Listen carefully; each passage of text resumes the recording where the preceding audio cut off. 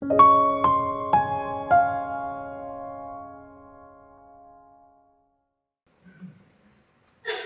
Bapak Ibu. Apa kabar? Oke, durasi khotbah sebenarnya sangat singkat sekali yang diberikan kepada saya Bapak Ibu. Jadi maafkan saya jika terkesan buru-buru dan kemudian kita tidak membahas secara detail dari teks kita hari ini. Hari ini kita akan membahas satu tema mengenai Bhinneka Tunggal Ika.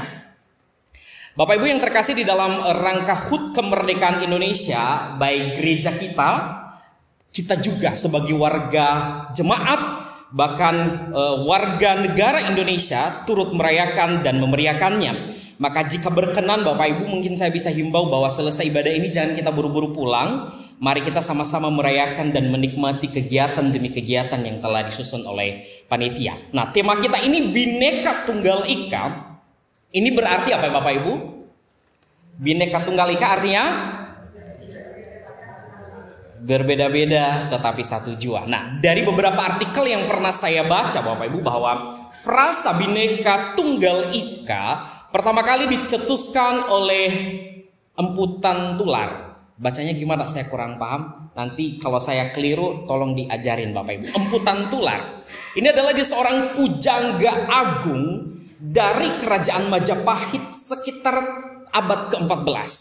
Nah, konteks kalimat ini adalah merupakan merujuk kepada dia menciptakan satu suasana toleransi dan kerukunan antara pemeluk agama. Waktu itu Bapak Ibu di kerajaan di kerajaan Majapahit ada dua agama besar di sana, yaitu ada Hindu Siwa dan juga Buddha. Mereka adalah dua agama ini adalah agama mayoritas di Majapahit. Nah, kemudian berabad-abad setelah itu, frasa ini diangkat kembali oleh salah satu bapak pendiri bangsa, yaitu Muhammad Yamin.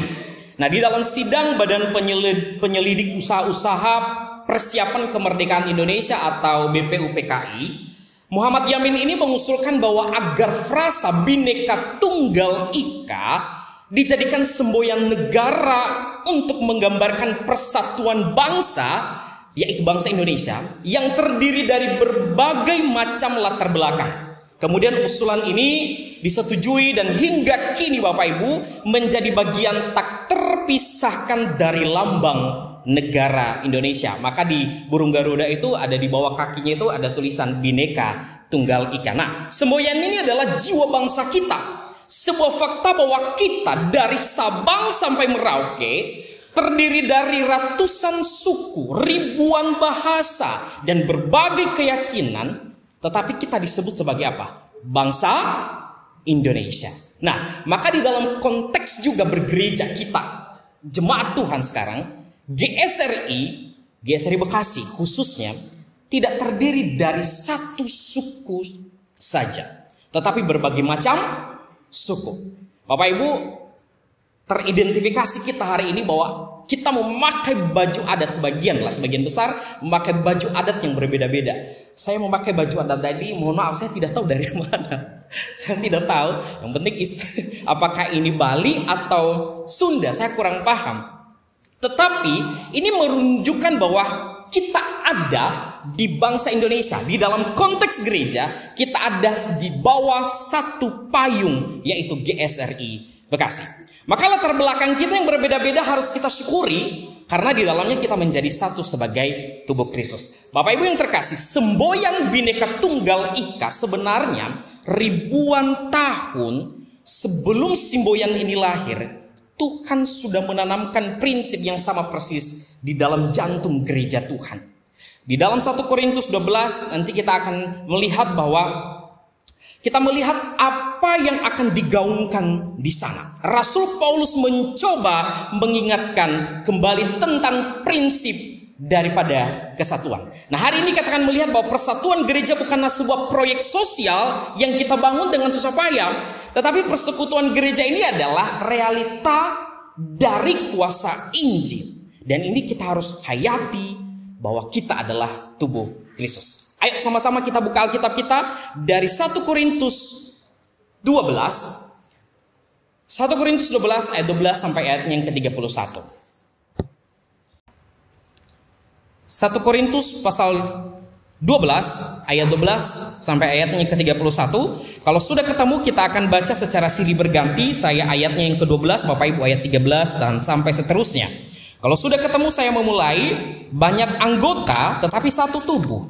Karena sama seperti tubuh itu satu dan anggota-anggotanya banyak, dan segala anggota itu sekalipun banyak merupakan satu tubuh, demikian pula Kristus. Sebab dalam satu roh kita semua, baik orang Yahudi maupun orang Yunani, baik budak maupun orang merdeka, telah dibaptis menjadi satu tubuh, dan kita semua diberi minum dari satu roh. Karena tubuh juga tidak terdiri dari satu anggota, tetapi atas banyak anggota. Karena aku bukan tangan, aku tidak termasuk tubuh. Jadi benarkah ia tidak termasuk tubuh? Dan andai kata telinga berkata, karena aku bukan mata, aku tidak termasuk tubuh. Jadi benarkah ia tidak termasuk tubuh? Andai kata tubuh seluruhnya adalah mata, di manakah pendengaran? Andai kata seluruhnya adalah telinga, di manakah penciuman? Tetapi Allah telah memberikan kepada anggota masing-masing secara khusus suatu tempat pada tubuh seperti yang dikehendakinya. Andai kata semuanya adalah satu anggota, di manakah tubuh? Memang ada banyak anggota, tetapi hanya satu tubuh. Jadi mata kita tidak dapat berkata kepada tangan, aku tidak membutuhkan engkau, dan kepala tidak dapat berkata kepada kaki, aku tidak membutuhkan engkau. Malahan justru anggota-anggota tubuh yang nampaknya paling lemah yang paling dibutuhkan.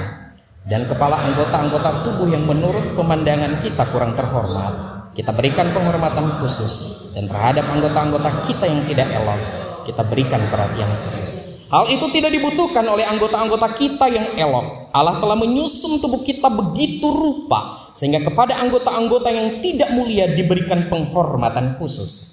Supaya jangan terjadi perpecahan dalam tubuh, tetapi supaya anggota-anggota yang...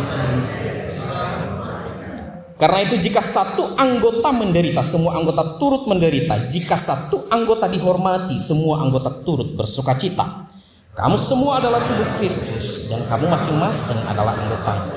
Dan Allah telah menetapkan beberapa orang dalam jemaat. Pertama sebagai rasul, kedua sebagai nabi, ketiga sebagai pengajar. Selanjutnya mereka yang mendapat karunia untuk mengadakan mujizat, untuk menyembuhkan, untuk melayani, untuk memimpin, dan untuk berkata-kata dalam bahasa roh. Adakah mereka semua rasul atau nabi atau pengajar? Adakah mereka semua mendapat karunia untuk mengadakan mujizat, atau untuk menyembuhkan, atau untuk berkata-kata dalam bahasa roh, atau untuk menafsirkan bahasa roh? Jadi berusaha untuk memperoleh karunia.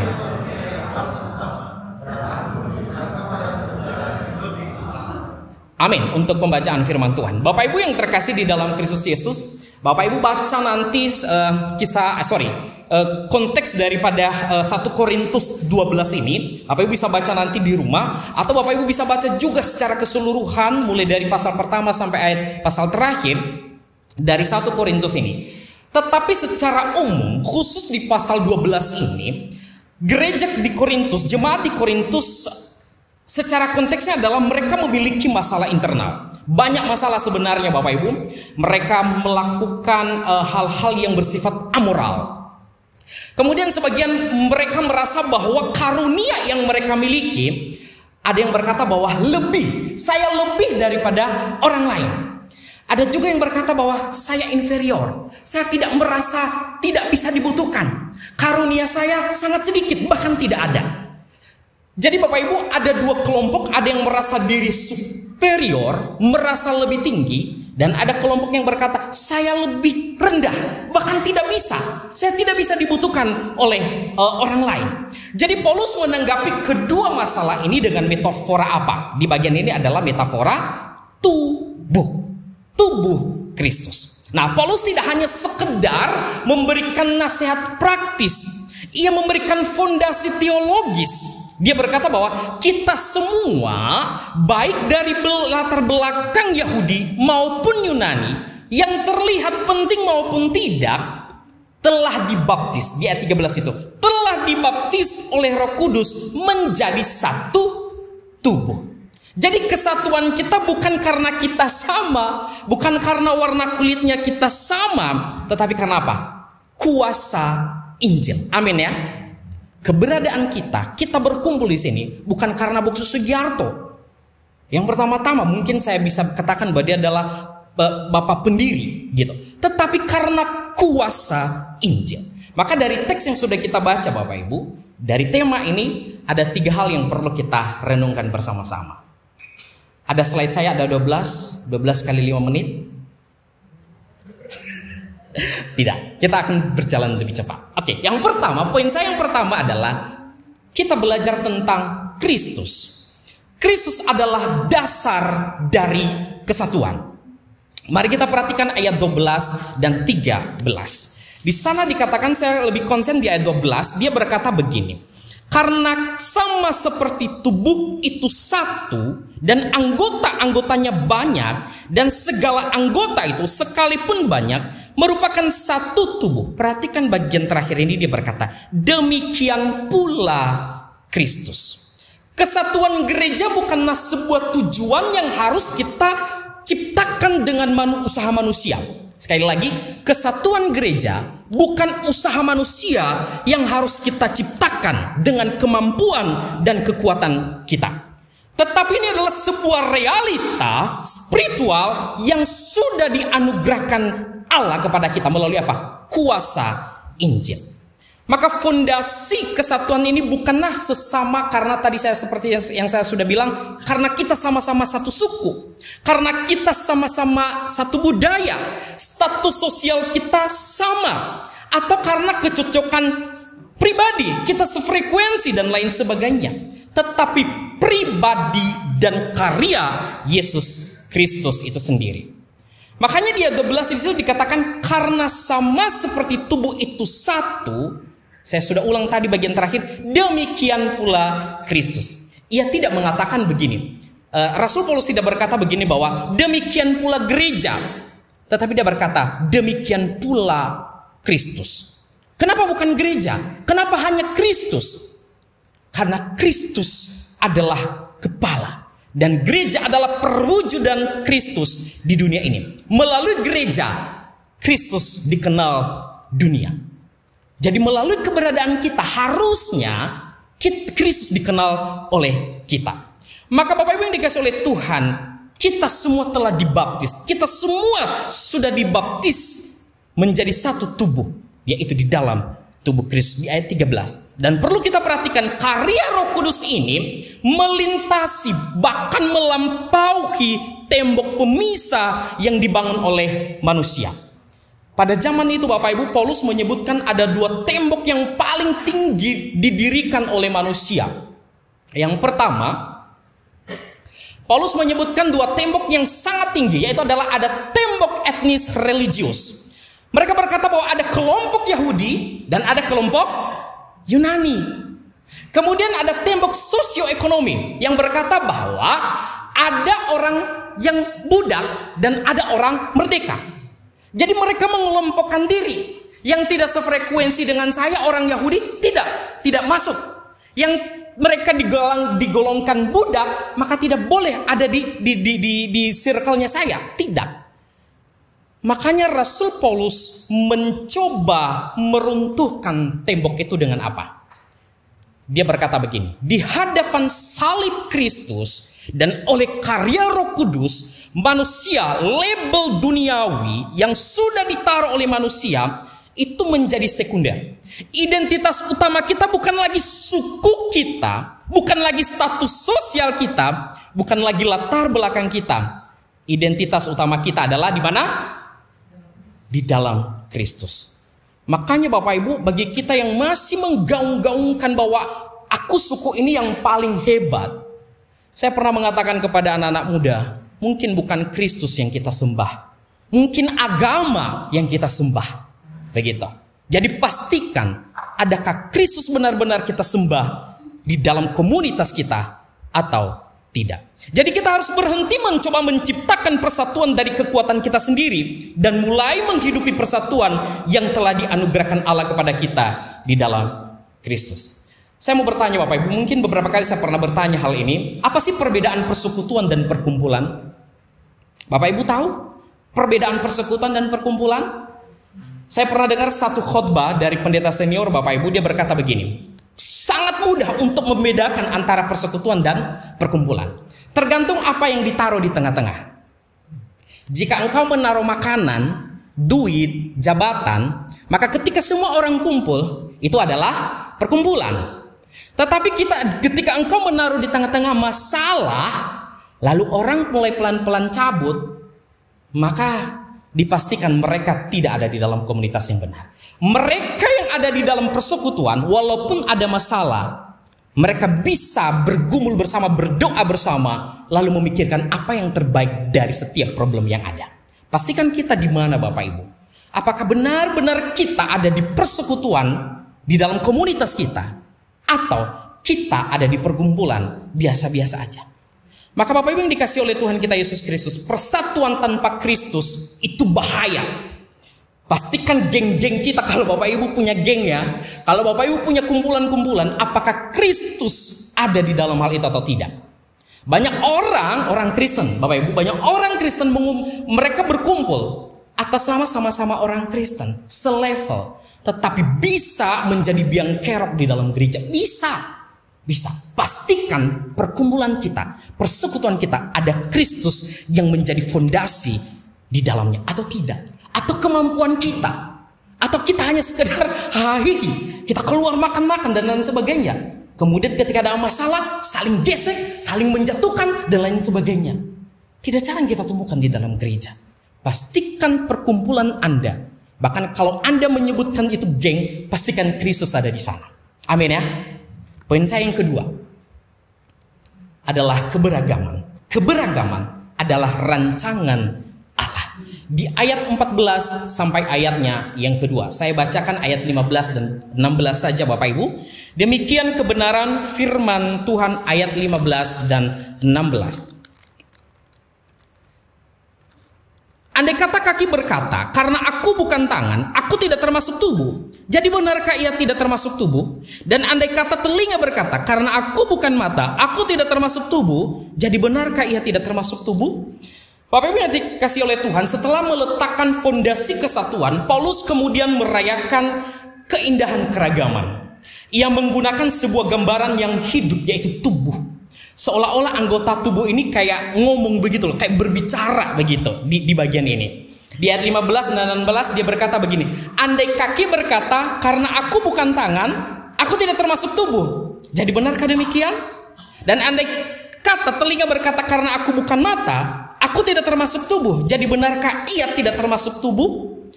Melalui penggambaran ini Bapak Ibu, Paulus sedang membongkar dua sikap berdosa di dalam kesatuan gereja. Dan mungkin kita harus perhatikan juga di dalam gereja kita, bahkan diri kita.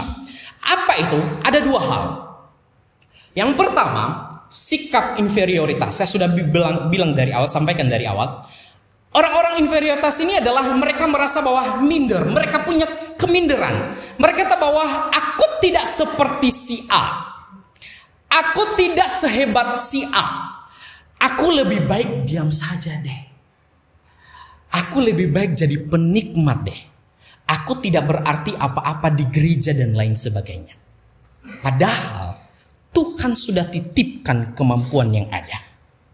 Itu bahaya yang pertama. Kemudian bahaya yang kedua adalah superioritas.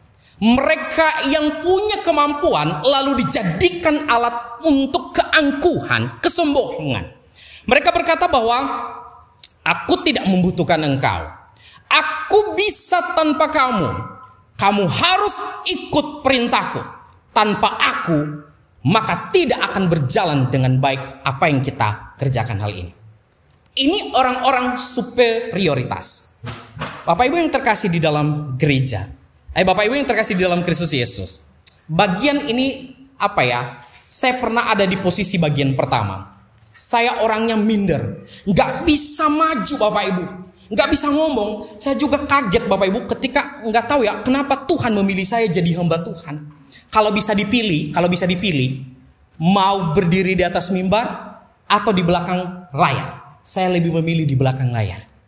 Begitu. Tetapi saya kurang paham, saya tidak tahu kenapa Tuhan memilih. Tetapi saya percaya bahwa di dalam kedaulatannya, Dia memakai kita bahkan di dalam keterbatasan kita untuk kemuliaannya. Maka jangan sampai kita mengkerdilkan diri kita, kemampuan kita, dan jangan juga sampai kita menyombongkan apa yang Tuhan titipkan. Bapak Ibu yang terkasih di dalam Kristus Yesus, sikap ini adalah perlu kita antisipasi. Jangan sampai kita ada di dua hal ini. Saya menyampaikan ada satu kalimat ketika kita ada di dalam hal ini. Kalimat saya begini: jika Anda merasa rendah diri karena karunia Anda kecil, Anda telah lupa bahwa semua karunia adalah anugerah Allah. Jika Anda sombong karena karunia Anda besar, Anda juga telah lupa hal yang sama. Jadi pastikan kita jangan ada di dua hal ini. Karena kenapa? Kristus sudah memenangkan kita kok. Kristus sudah memerdekakan kita kok. Tuhan sudah memperbaharui kita kok. Injil yang sudah memerdekakan kita, itu yang boleh menguatkan kita untuk boleh melayani Dia. Maka Bapak Ibu yang dikasih oleh Tuhan kita Yesus Kristus, di ayat 22 dan 24, Paulus membalikkan cara pandang dunia ini. Dia berkata bahwa orang-orang yang lemah, anggota-anggota yang lemah justru ditaruh lebih perhatian di sana. Supaya apa? Supaya tidak ada perpecahan, saling melengkapi satu sama lain. Gereja yang menghayati semboyan Bhinneka Tunggal Ika, Bapak Ibu, adalah gereja yang melihat bukan karena jabatan. Saya bersyukur ada di gereja ini, Bapak Ibu, dan saya melihat cara hidup baik pengurus gereja, tidak ada bedanya. Mereka sama, setara. Tidak ada yang berkata bahwa aku lebih. Secara pribadi itu pengalaman saya, Bapak Ibu. Jadi setiap perbedaan itu bukan hal yang harus kita jauhi, bukan yang harus kita seragamkan, tetapi melalui sebuah anugerah kita merayakan bahwa perbedaan adalah rancangan Allah bagi gereja Tuhan. Amin ya. Dan yang terakhir adalah, poin saya yang terakhir adalah kasih. Kasih adalah pengikat keberagaman kita. Perhatikan ayat 27. Kamu semua adalah tubuh Kristus dan kamu masing-masing adalah anggotanya. Paulus tidak berkata kamu hanya tubuh, tidak. Tetapi ada penekanan yang paling fundamental di sana adalah tubuh Kristus. Percuma kita hanya jadi tubuh tanpa Kristus, tetapi ada penekanan tubuh Kristus. Bapak Ibu yang dikasihi oleh Tuhan, di ayat selanjutnya bahkan dia mendaftar, ada orang-orang yang bisa jadi rasul, terpanggil menjadi rasul, menjadi pengajar. Mereka yang mengadakan mujizat, menyembuhkan, melayani, memimpin, dan lain sebagainya. Lalu ia mengajukan pertanyaan retorika. Perhatikan ayat 29 dan 30. Dia berkata, adakah mereka semua rasul, atau nabi, atau pengajar? Ataukah mereka yang mendapat karunia untuk mengadakan mujizat? Jawabannya jelas-jelas tidak. Poin Paulus adalah keragaman karunia bukanlah sebuah tangga hierarki, Bapak Ibu. Ini penekanan Paulus di sini. Keragaman karunia bukanlah sebuah tangga hierarki untuk mengukur status kerohanian kita. Ini adalah pembagian fungsi untuk kesehatan seluruh tubuh. Tujuannya apa? Supaya bukan saya terlihat hebat, tetapi biarlah gereja Tuhan menjadi sehat. Biarlah tubuh Kristus menjadi sehat. Tujuan karunia adalah untuk apa? Membangun tubuh yang lemah, bukan meninggikan diri. Tujuannya adalah untuk apa? Kepentingan bersama. Dan di atas semuanya, kalimat saya terakhir, keragaman harus diikat oleh kasih. Inilah ujian bagi kita semua, Bapak Ibu. Mungkin kalau saya bertanya mengapa kita melayani, mari kita ngecek hati kita, Bapak Ibu. Mengapa kita menggunakan talenta yang Tuhan titipkan bagi kita, untuk apa? Apakah untuk mendapatkan pengakuan? Apakah untuk membangun pengaruh pribadi kita? Ataukah kita membangun gereja Tuhan, keluarga Kristus di dalam gereja Tuhan? Apakah kita bersuka cita melihat karunia orang lain bersinar? Bahkan mereka jika karunia itu lebih menonjol daripada kita, adakah kita bersuka cita atau kita justru menjadi jadikan rivalnya kita? Saya pernah mendengar Bu Linda, Bapak Ibu, waktu beberapa tahun lalu, waktu pertama pertama kali kami datang di sini, kemudian ada di ibadah wilayah, dia berkata begini. Terkadang ketika kita melayani Bapak Ibu, yang kita bawa itu adalah diri kita. Betul ya? Bukan ya kita melayani diri tubuh kita, tetapi terkadang yang kita bawa itu adalah ego. Gitu. Itu Bu Linda bilang begitu. Bukan hati yang mau dibentuk dan melayani Yesus. Itu sering. Yang kita bawa adalah kemampuan kita, bukan hati kita yang mau dibentuk oleh Injil. Maka kalimat saya begini, tidak semua orang yang melayani dan berkorban dalam pelayanan didasari oleh hati yang benar. Ada banyak orang merasa melayani, padahal sedang melayani diri. Kita baca sama-sama Bapak Ibu, 1, 2, 3. Tidak semua orang yang melayani dan berkorban dalam pelayanan didasari oleh hati yang benar. Ada banyak orang merasa melayani, padahal sedang melayani diri sendiri. Apakah kita melayani Tuhan yang benar-benar sudah datang melayani kita? Atau kita bawa diri? Karena aku yang melakukan ini, aku yang sudah berkorban ini, maka sejatinya harus saya disebut. Karena aku, dan aku. Apakah kasih yang mendorong kita melayani atau bagaimana? Dan tidak tertutup kemungkinan di dalam gereja Tuhan ini bisa terjadi. Makanya perlu kita antisipasi diri, mawas diri. Segala kemampuan yang Tuhan titipkan, adakah kita pakai untuk mengelabui sesama kita? Memanipulasi Tuhan atau bagaimana? Seakan-akan ini pelayanan loh. Kita bisa melayani dengan kemampuan yang kita punya. Tetapi sejatinya kita mengelabui orang dengan kemampuan yang Tuhan titipkan. Bapak Ibu yang dikasihi oleh Tuhan, di ayat 13, di pasal 13, bagian ini sebenarnya, pasal 12 ini tidak berhenti sampai di situ. Rasul Paulus menekankan kasih di dalam kita melayani. Percuma kita melayani tanpa kasih. Percuma kita punya persekutuan, tapi tidak ada kasih. Itu di pasal 13. Makanya karunia tanpa kasih adalah kebisingan yang kosong. Karunia tanpa kasih adalah alat untuk mempromosikan diri, bukan untuk membangun orang lain. Kasih adalah perekat yang membuat Bhinneka Tunggal Ika itu seharusnya di dalam tubuh Kristus menjadi utuh. Jadi baik kesatuan pelayanan kita, keragaman, semua harus diikat oleh kasih yang murni. Bapak Ibu yang terkasih di dalam Kristus Yesus, ada 3 poin yang saya sampaikan tadi. Kalau Bapak Ibu lupa, perhatikan aja kalimat terakhir ini. Tidak semua orang melayani dan berkorban dalam pelayanan didasari oleh hati yang benar. Ada banyak orang merasa melayani, padahal sedang melayani diri sendiri. Mari kita perhatikan diri kita. Adakah kita benar-benar serius, sungguh melayani, menyerahkan hidup kita melalui kemampuan yang Tuhan titipkan, kita melayani Tuhan dengan sungguh atau tidak? Ada 3 poin saya. Tadi yang pertama adalah Kristus adalah dasar kesatuan kita.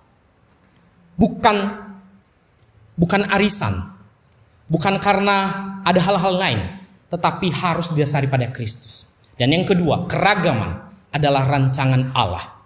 Kita beragam di sini, dan itu adalah rancangan Allah. Tuhan memakai satu frasa tubuh, maka kita harus melengkapi satu sama lain. Dan yang terakhir adalah kasih. Itu adalah yang mengikat keberagaman kita. Saya melihat di dalam kehidupan berjemaat di sini, ada yang berduka, kita berbondong-bondong ke sana. Ada yang yang membutuhkan. Saya melihat bahwa begitu baik mereka merefleksikan Injil Kristus. Dan saya memohon, berdoa, jangan berhenti hanya sampai di situ. Mari kita terus delegasikan itu kepada anak-anak kita, kepada keturunan kita, sehingga Injil itu terus dikumandangkan dari generasi ke generasi. Kiranya Tuhan menolong dan memampukan kita merenungkan firman Tuhan ini. Mari kita berdoa.